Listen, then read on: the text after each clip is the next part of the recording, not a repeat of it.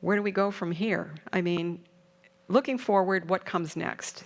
Patriarchy was a very long course of devolution, but I have every reason to be hopeful that it is in its last stages. And I chose these three images very specifically. In the lower left, you see smiling little girls in a developing country going to school. This would not have been allowed up until a couple of hundred years ago. Unheard of. Still unheard of in some parts of the planet, but progress is being made.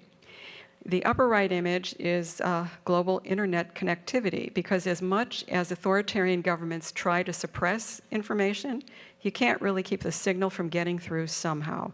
And human curiosity causes people who are living in under repressive regimes to look at what else is out there, and they usually find a way to get that information.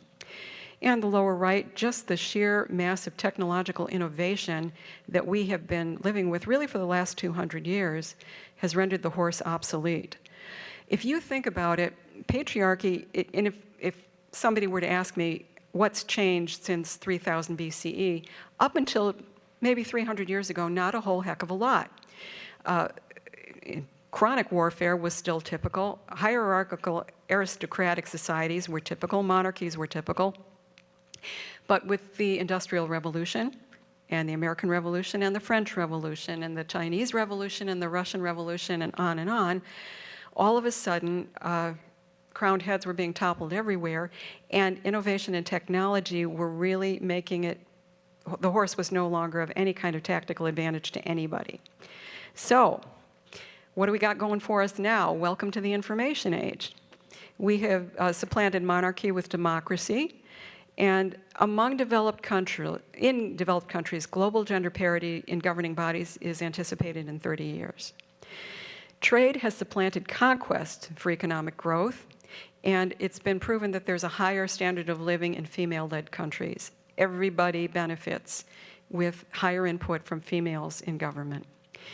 Education, especially education for girls, is more freely accessible than it has ever been at any point in history. In the next 10 years, there will be more graduates from medical school, law school, and the STEM fields who are female. So they will be the majority in all of those. Telecom links have made it possible to create virtual communities, not the people you're arguing with in your local chat room, but actual virtual communities that can coalesce and create some good. And because patriarchy has always flourished under a divide and conquer scenario and limiting people's access to information and to other choices, it becomes harder to isolate and subordinate population groups when you have all these telecommunication methods flying around. See, there's one right now. And last of all, solidarity. Global coalitions form because we are communicating with each other, even though it can be annoyingly intrusive at times that we, with social media, everybody telling everything they're doing every 5 minutes, but it does serve a positive purpose in things like Me Too, diversity, equity, inclusion, belonging.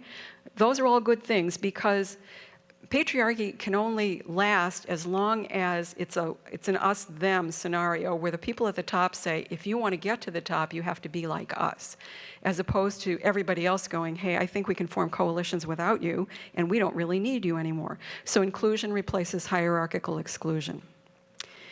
So in conclusion, I'm going to leave you with this quote from Beyond Barbarism. Leon Bourgeois in 1920 won the Nobel Peace Prize.